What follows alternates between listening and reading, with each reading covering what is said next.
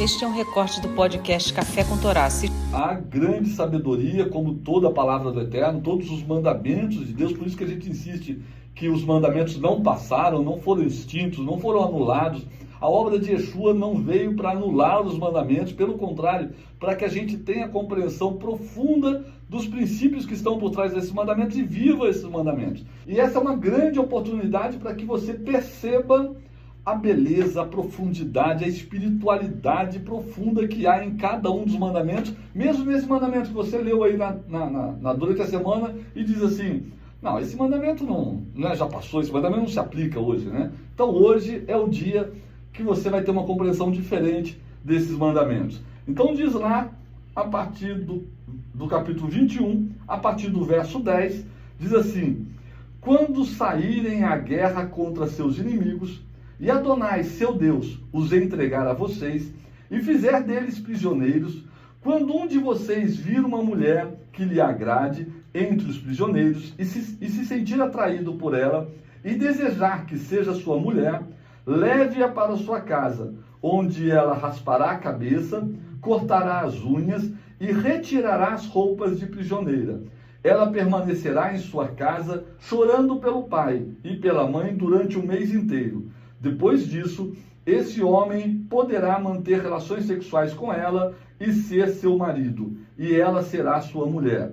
No caso de perder o interesse por ela, ele a deixará partir, se ela quiser, mas não poderá vendê-la nem tratá-la como uma escrava, pois ele a humilhou.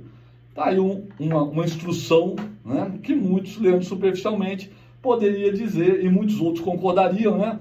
Isso não é mais aplicável hoje em dia, né? Outros ainda diriam, até naquela época, isso é estranho aplicar mesmo naquela época essa instrução. Na verdade, há muita coisa escondida. Eu gostei da figura que a Mari trouxe antes de começar aqui, ela vai repetir para vocês. Há muita lição, muita água escondida por trás desses mandamentos, né?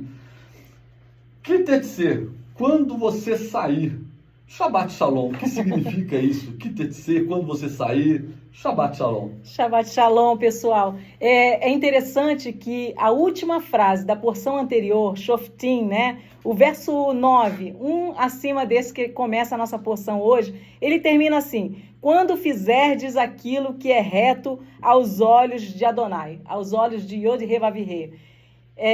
Aí fala de sair à guerra. Porque existe uma associação entre você estar caminhando nos mandamentos, caminhando na verdade, e um grau, um nível de guerra no entorno da tua vida. Por quê? Porque o inimigo não se importa se você estiver distraído fazendo qualquer outra coisa que não andar nos caminhos de vida e verdade. Mas quando a gente está nesse caminho, uma guerra se levanta, né, de todos os lados, inclusive do nosso próprio interior, a nossa carnalidade, a carne grita: mas eu quero, hoje está sol, vou para a praia, que estudar Torá, que nada, o que quer que seja, né? Então, existe uma guerra que nós precisamos vencer, e nós venceremos escolhendo e entendendo para poder viver. Então, do que se trata essa questão aqui da mulher cativa, né? Algo que você se agrada. Os sábios dizem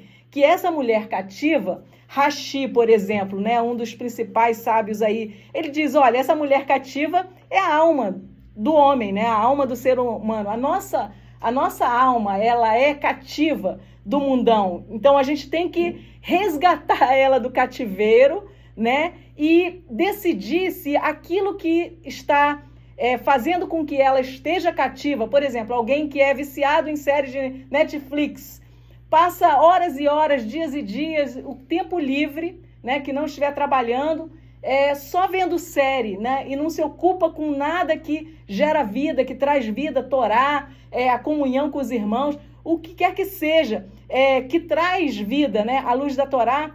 A tua alma está cativa, e aí você precisa pegar essa alma cativa, trazê-la para casa, despir ela, dizer: isso me aproveita para quê? Coloca ela feiona lá, perda de tempo, mas isso aí vai me servir para trabalho, para estudo, está edificando a vida da minha família?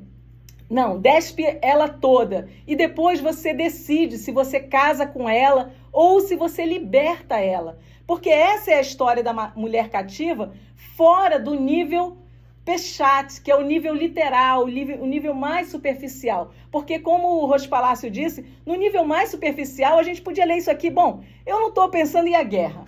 Não vou pegar ninguém no cativeiro, né? Não quero mulher nenhuma, sou casada, não quero. Então isso aqui não se aplica a mim e você despediria esse texto totalmente. Mas não, tudo na Torá se aplica a nós. E Yeshua falava por parábolas, porque, na verdade, nós precisamos nos interessar em cavar, né, os poços onde tem água, água viva, água que gera vida para nós. Então, isso aqui é para nós, para os nossos dias, e a gente tem uma pista no Novo Testamento, que é quando, lá em 1 Coríntios 9:9, o Rabino Shaul, o apóstolo Paulo, né, ele diz, acaso é com bois que Yod-He Adonai se preocupa? Não é com bois, é com homem. Quando ele cita um versículo desta porção aqui, que diz, não atarás a boca do boi enquanto ele pisa o grão, ou debulha,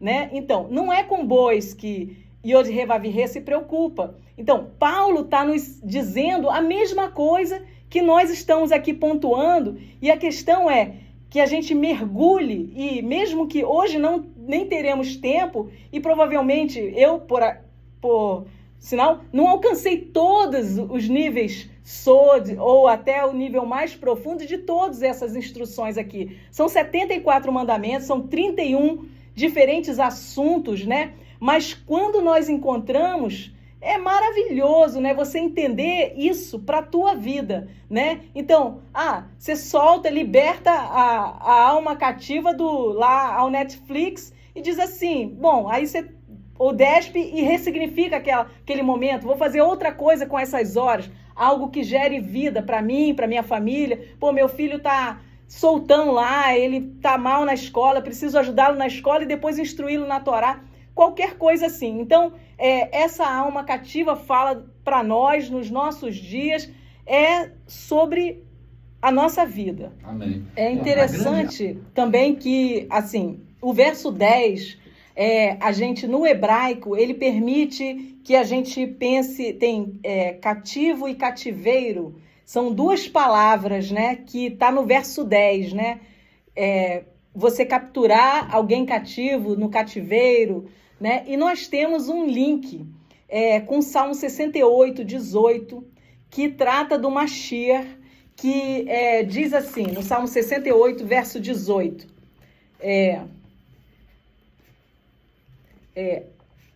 tu ascendestes ao alto, tu fizestes cativo o cativeiro, tu recebestes presentes para os homens, sim, também para os rebeldes, para que Yod-He Vav-He, Deus, pudesse habitar entre eles. Aí aqui, então, você está falando aqui do Mashiach, né? Está falando de Yod-He Vav-He. É uma passagem que, inclusive, é citada lá em Efésios 4, 7 a 10. Paulo usa essa passagem aqui para falar do Mashiach. Então, sem dúvida nenhuma, é uma passagem messiânica.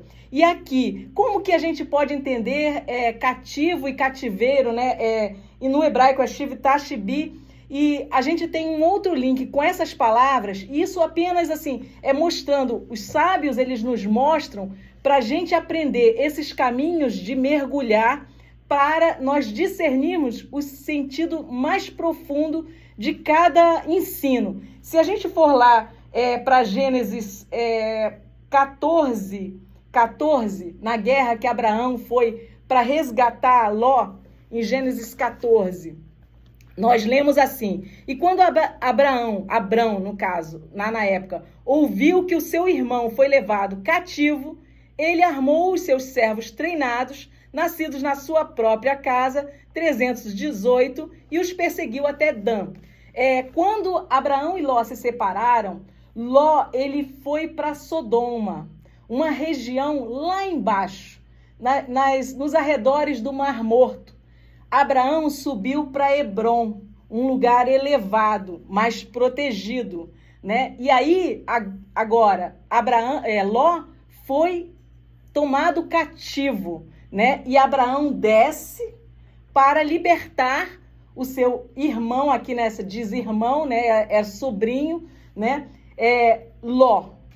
E aqui também a gente tem, então, um sod lá em Abraão, linkando ao Mashiach. Porque essa passagem do Salmo 68, alguns podiam pensar, então ele desceu às profundezas lá e pregou os espíritos em prisão. Não seria essa descida para libertar o cativo? Não. Seria Yeshua vindo para libertar nós, como essa mulher cativa que está em cativeiro, né? Como Abraão saiu do alto lá e foi libertar o seu sobrinho Ló. E aqui também a gente tem um link que, por exemplo, a mulher é bela à vista, formosa à vista.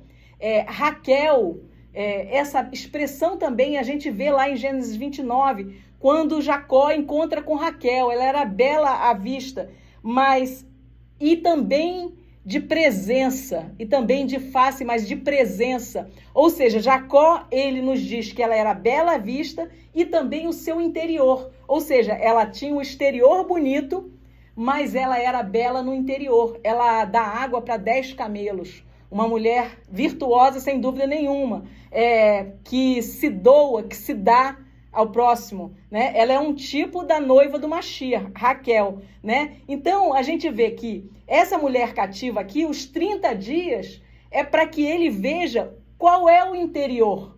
Uma vez que você despe a veste exterior, né?